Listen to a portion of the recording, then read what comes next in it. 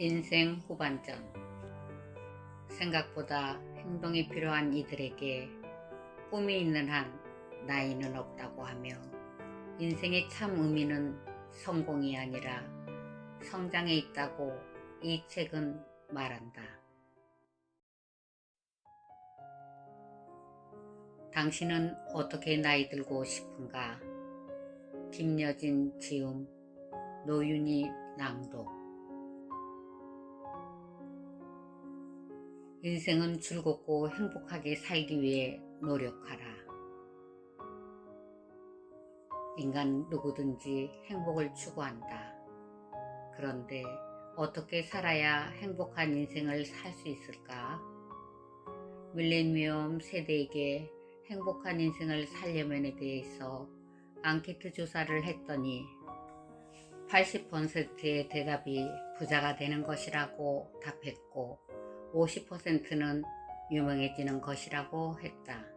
정말 그런가? 부자가 되고 인기가 있으면 행복한 인생이 될 수 있는 것인가? 그렇다면 왜 인기 있고 돈 많은 유명한 배우가 극단적인 선택을 하는가? 하버드 대학교에서 성인 발달에 대한 연구를 했다. 1938년부터 시작해서 여러 세대를 거쳐서 75년 이상을 연구했다. 그 당시 하버드 대학교 2학년 재학생들을 연구 대상으로 삼았고 또 다른 그룹은 보이스톤의 가난한 지역에서 태어난 청소년들을 연구 대상으로 삼았다. 몇 세대를 지나면서 724명을 연구했는데 75년 후까지 살아있는 사람은 65명이었다. 지금은 90세가 넘는 사람도 있을 것이다. 75년 동안 연구한 결과 중요한 결론이 나왔다. 인간의 행복은 가까운 사람들과의 관계에서 나온다는 것이다. 이것은 학벌이나 사회적 지위, 부인부의 귀천과 상관없이 두 집단에서 나타난 공동된 결론이다.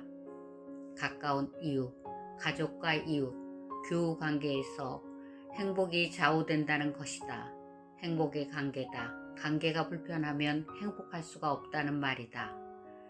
행복한 인생을 살려면 가까이 있는 사람을 배려하고 잘해주고 사랑해야 한다. 그래야 인생은 즐겁고 진정한 행복을 누리면서 살 수 있다. 어떻게 사는 것이 행복한 것인가? 오늘 하루 나를 행복하게 하는 것은 아주 소소한 것이다.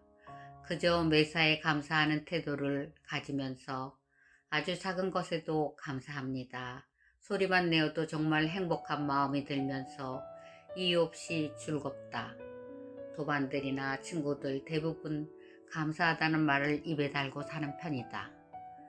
서로가 삶에 대한 강한 집착을 내려놓고 각자 주어진 삶에 만족을 하면서 살아가다 보니까 누구랄 것도 없이 다들 만나면 웃음부터 지으며 덕분입니다, 감사합니다 라고 말한다. 내 친구 H는 부천에서 웃음치료사로 강연도 다니고 봉사활동도 하고 있다. 그 친구는 나한테 빨리 병원 일 그만두고 웃음을 가르치러 다니자고 조르기도 한다.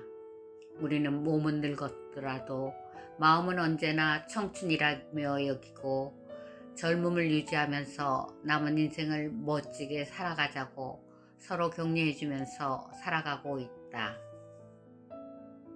지난 삶을 돌아보았을 때 행복은 결코 멀리 있는 것이 아니라는 것을 알았다. 매 순간 느끼는 감사한 마음이 드는 그 찰나가 바로 행복이라는 것을 깨달았다. 그래서 행복은 멀리서 찾지 말라는 말이 나온 것 같다. 내가 행복하다고 생각하면 그것이 바로 행복이다. 인생은 즐겁고 행복하게 살기 위해 어떤 노력이 필요할까를 한번 알아보았다. 행복한 삶을 영위해 나가는 사람들이 하나같이 말하는 공통점은 일과 건강이었다. 꾸준하게 일하는 노인은 행복한 사람이다. 노년에도 독창적인 일을 할 수 있다. 프랑스 루브르 박물관에 서 있는 중요한 작품들을 보면 30대 화가의 그림이 많지만 70대 화가가 그린 작품도 적지 않다. 작곡가가 30대 후반일 때 작곡된 교향곡도 많지만 그에 버금가는 많은 양의 교향악이 70대 초반에 작곡가에 의해 쓰여졌다. 철학자들이 특히 35세에서 40세에 생산적이지만 80세 이후에도 다시 생산적인 활동이 보였다. 노년에 독창적이 되는 한 가지 방법은 당신이 이미 하는 일 중 무엇이 됐든 조그마한 변화를 꾀하는 것이다. 그 다음은 건강이다. 건강한 육체에서 건강한 정신이 나온다고 한다. 내가 아프면 만사가 귀찮아 옳고 그름도 눈에 들어오지 않는다. 그래서 자신의 건강부터 챙기라고 하는 것이다. 누군가가 암에 걸리면 사람들은 먼저 용서하라고 했다. 미워하거나 증오하고 용서하지 못하는 사람이 있다면 그 사람을 용서하고 증오하는 마음을 버릴 때 그때부터 병의 증세가 한결 가벼워지면서 치유의 기적이 일어난다고 한다. 남은 내 인생 즐겁고 행복하게 살다 가기 위해서 용서하는 마음도 필수로 가져야 한다. 또 남을 배려하고 남을 잘 돌보는 사람은 치매에 걸릴 확률이 낮다고 한다. 봉사하는 마음은 면역 기능을 강화시키고 사랑이 담긴 마음에 두려움이 찾아오지 않기 때문이다. 행복은 멀리서 찾을 필요가 없다. 행복해지기 위해서는 발상의 전환만 필요하다. 각자 행복했던 순간들을 떠올려 보라. 눈에 보이는 아름다움이 아닌 내면의 아름다움을 가꾸는 것이 중요하다. 내면의 아름다움을 위해 남을 용서하고 배려하고 있는 그대로의 존재를 인정해야 한다. 자신의 내면을 들여다보는 시간을 갖는 것도 행복의 조건이다. 돈이 많거나 사회적으로 높은 위치에 올랐기 때문에 행복한 것은 결코 아니다. 오직 마음가짐이 달려있다. 나이 들음은 자연스러운 과정이다. 그리고 나이 들음은 누구에게나 찾아오는 신의 선물이다. 나이 들음을 자연스럽게 받아들이면서 인생의 의미를 생각해 나가다 보면 진정한 나를 발견하고 자신을 더 사랑하게 된다. 인간은 단순히 물질적인 것만으로는 설명할 수 없는 심오함을 가지고 있다. 그러나 그 심오함이라는 것도 우리가 다 알고 있는 것들이 대부분이다. 그럼에도 불구하고 인생은 마지막이 선 이들의 말과 감정이 더 심오해 보이는 이유는 그들은 그 모든 것들을 아주 충분히 깊이 있게 경험했기 때문일 것이다. 나이가 들어가면서 역할과 위치가 바뀌게 되고 그것에 따른 변화가 찾아온다. 주름살이 싫고 노인이라는 소리가 듣기 싫어서 나이 들음을 거부하다 보면 자칫 자신을 비관하게 되고 우울증도 오면서 오히려 정신건강에 안 좋다. 나이가 들어감으로써 일어나는 삶의 변화를 자연스럽게 받아들이고 준비하는 태도가 무엇보다 중요하다. 항상 생활을 바쁘게 보내면서 인생을 즐겁고 행복하게 보내는 사람들이 주변에 많다. 스스로를 동기부여할 수 있는 일을 찾아 나서는 지인 한 분이 있다. 아파트를 팔아서 작은 집으로 이사한 뒤에는 자기가 못 해보았던 일을 하면서 보내고 있다. 좋은 강의가 있으면 찾아다니고 문화생활을 누리기 위해 좋은 공연도 수시로 관람한다. 젊어서 못 해본 것이 한이 되어 죽으면 억울할 것 같아서 그렇다고 한다. 봉사활동도 열심히 하고 있다. 이분은 또한 미니얼 라이프를 하고 있다.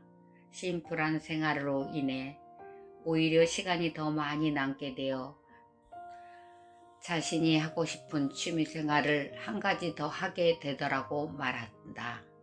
텃밭도 더 이상 가꾸는 것은 노동이라 하면서 자신에게 필요한 두 평만 가꾸면서 나름대로 행복한 삶을 영위해 나가고 있다. 즐거운 노년의 삶을 사는 것에 친구 이상 좋은 것은 없다. 함께하고 있는 현재의 친구를 귀하게 여겨야 한다.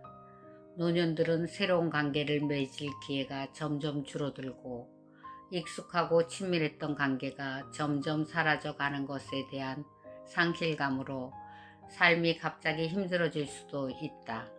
그러기에 노년의 시기에 더 많은 관계를 맺기 위해 노력해야 한다. 젊은이들과 새로운 관계를 형성하는 것도 좋은 방법이다. 내 생각의 틀을 깨고 젊은이들에게 시대의 트렌드 중 하나라도 배우려는 마음가짐이 있다면 젊은이들과 충분히 친구가 될 수 있다. 세상과 끊임없이 접속해 쇠퇴해가는 감각을 깨우고 인식하는 법을 배워야 한다.